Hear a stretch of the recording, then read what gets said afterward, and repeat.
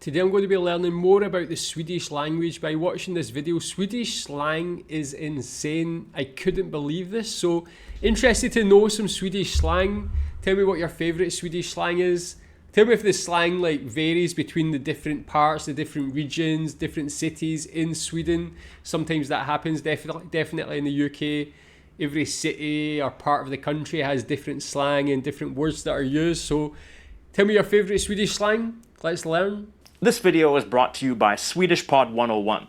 Pod 101 courses are one of my favorite ways to start learning a new language online. Click the link in the description for a free lifetime account to give it a try. Hello everyone, welcome to the Lang Focus channel, and my name is Paul. In the recent video on the Swedish language, we focused on the history of Swedish, as well as some of its major features. But Swedish is also an incredibly expressive language with colorful slang expressions and idioms. Today we're going to focus on some common slang, and then we're going to look at some widely used idioms. Yeah, that one I'm interested to know as well. I don't think I've learned any Swedish idioms yet, but I like to learn these from different countries. Even in English, there's a lot of very interesting ones that if you come from another country or another language, they probably seem quite weird. So interested to know Swedish idioms as well. Tell me your favourite Swedish idiom. Brorsan. Meaning bro or brother. The main word for brother is Bror. from which this is obviously derived. Vad händer? What's happening? Another common expression is Vad görs? meaning Vad görs? Vad händer? Vad görs? what's up? Well, it literally means what is being done. Vad händer brorsan? This Vad händer brorsan? is like, what's happening, bro? Jag bara chillar. I'm just chilling. This comes from the American English slang chill out or chill. Jag bara chillar. Jag bara chillar. Jag bara chillar. Är du fortfarande bakis? Oh. Är du fortfarande bakis? Är du fortfarande bakis? Are you still hungover? Are you still hungover? That's a important question if you have friends like mine. Bakis. Is short for Bakfull. which means hungover. Okay. Ja. Ja. Ja, jag såg dig däcka på soffan igår kväll. Yeah, I saw you pass out on the sofa last night. The formal meaning of Däcka. is literally deck, both in the sense of a floor and in the sense of decking someone. In other words, hitting them. Yeah, that's the same in English as well. Or sometimes you say you deck someone if you punch them or something. Ja, jag såg dig däcka på soffan igår kväll. But in this slang usage, it's an intransitive verb, like you decked on the sofa, with the meaning of you passed out. This guy should consider drinking a little bit less. Bärs. Bärs. The formal word for beer in Swedish is Öl. a cognate of the English word ale. But there's also a slang word. Bärs. It came from the phrase Bayerskt öl. meaning Bavarian beer. Ah, Bayerske. So Bavarian beer is popular in Sweden, is it? Does Sweden have good beer brands itself? Bärs. Okay. Which cool. turned into, Bayersöl. and then it was Bayersöl. further shortened to. Bärs. This may not be classified as genuine slang since it's been in use for a long time, but it's at least distinctly informal. There's also another informal word for beer, Bira. which originally came from Italian. Obra. Bad. Bra. In Swedish, Bra. means good, and u is a negation prefix like un in English. So it's like So it's like saying ungood. Oh, bra. saying ungood in English, which is not an official English word, but you could use it in a slangy way and it would work. The Swedish word is kind of like that. The formal way of saying bad is dåligt, or inte bra. It's like Matthias Delict. It's like his name, so is he just like Matthias Bad? Delict inte bra. Which means not good. Hur är din öl? Hurra du nu? Hurra du nu? Hurra du nu? Oh, sorry, that's terrible. Hurra du nu? How's your beer?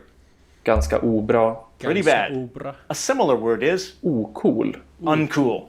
The formal way of saying it is Inte cool. meaning not cool. Inte This cool. prefix can be added freely to lots of different adjectives to create a new slangy word. Lang Focus är ocool. PewDiePie är coolare. Lang Focus is uncool. PewDiePie is cooler. You ain't Swedish if you don't have knäckebröd. That's just a fact. Another word that can be used to mean cool is, Fett. which literally means fat in formal Swedish. Det är en fet bil. That's a cool car. Det är en fet bil. Fett means fat, so like that's interesting that that's used for cool. Like you see some things like in some languages, like back in the day in English, you'll say, "Oh, that's bad," if it means good. Like some of these words just have like completely different meanings for the original word. That's interesting. Is that commonly said? Fat, Another common slang word is this one that means angry. Lack. lack. Han blev lack. He got angry.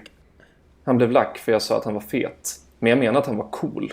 He got angry because I said he was fat, but I meant he was cool. Han blev lack för jag sa att han var fet. Men jag menar att han var cool. Baxa. To steal. Stekaren blev lack för någon baxade hans champagne.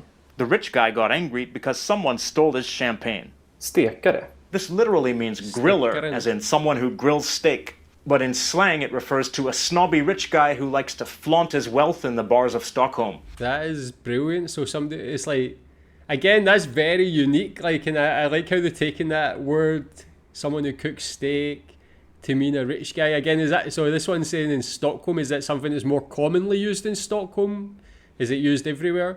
Stickaren blev lack för någon baxade sin champagne. These guys are famous for Att vaska. Att panning, vaska. as in panning for gold.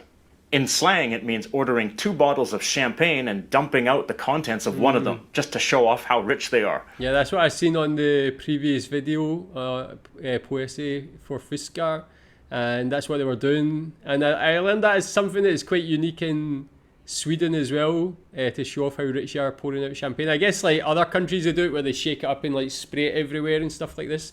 But this one dumping out the contents is just quite blatant. The good news is that people who do stupid things like that with their money usually don't stay rich for very long. In recent decades, some slang has also enough. entered Swedish from immigrant languages, in particular Turkish, but also Arabic and some others. This slang is more widely used in immigrant communities, but it's also used to a lesser extent by young people in general. One such word is Keff. meaning bad. The T at the end here indicates the neuter form. This comes from the Arabic word kaif or kaif, meaning pleasure or fun. Interesting, The again, the meaning opposite- became reversed from positive to negative in Swedish. Det är keft. That's bad. Det är keft. Det är keft. Para. This means money, and this is a loan word from Turkish.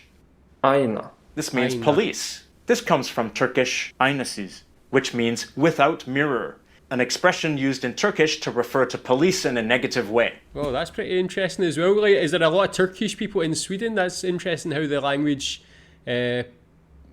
came to be in Swedish slang as well. And it's like you see that in a lot of countries, even the UK. A lot of like urban slang gets picked up and used by people who are like from more privileged backgrounds and so on, and it becomes kind of used throughout that as well. Meaning that they're shameless and can't look at themselves in the mirror. The funny thing is that in Swedish they just say ayna, so they're referring to police as mirrors rather than as people who can't look in the mirror. Swedish speakers don't only use slang, they also use lots of colorful idioms, some of which seem truly bizarre in translation. Ingen fara på taket. Ingen fara på taket. No danger on the roof. Literal translation is no danger on the roof. It means no worries, or there's nothing to worry about. Okay, cool. Another idiom with a similar meaning is Ingen ko på isen.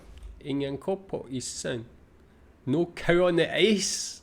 No danger on the roof. No cow on the ice. which literally means I can't even think what that would be. I know that if a cow was on ice, that would be quite precarious. They'd probably break the ice and fall through, but not sure how that would be no related to cow on anything. the ice. This is taken from a longer idiom, Det är ingen ko på isen så länge rumpan är i land. which literally means there is no cow on the ice as long as the butt is still on land. Glida in på en What does that räkmacka. actually mean? Literally, slide in on a shrimp sandwich. You say this when you were lucky and something turned out to not require much effort or work. On the other hand, when you gave something your best shot but you were unsuccessful and it didn't turn out as you expected, you might say, Nu är det kokta fläsket stekt. literally, now the boiled pork is fried. Some Swedish idioms are similar to ones used in English. Som man bäddar får man ligga. This literally means the way you make your bed, you have to lie in it. In English, we have a similar idiom. You've made your bed, now lie in it. And there are numerous variations of this idiom in English. Basically, it means you'll have to live with the consequences of your own actions. Fjärilar i magen.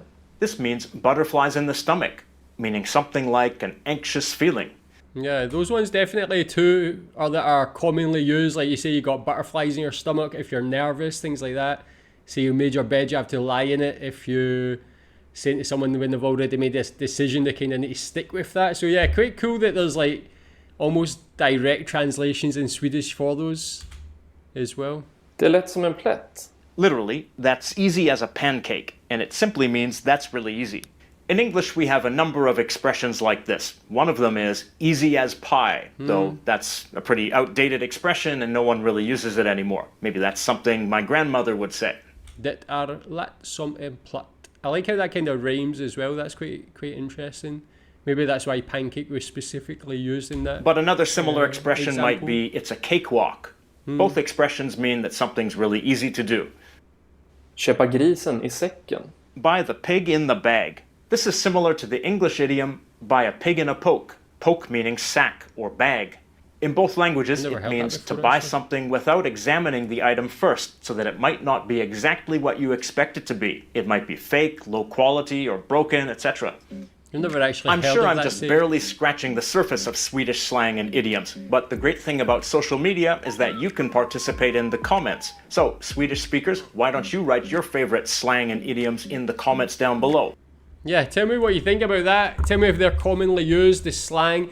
Tell me, yeah, if there's any other slang that's kind of came from other countries or people from who are not maybe originally from Sweden and their like slang has worked its way into the general lexicon and the idioms as well. Yeah, tell me more interesting Swedish idioms. Maybe I'll make a video on that, trying some of what people say. Really cool. Tell me what you think about this. Thanks.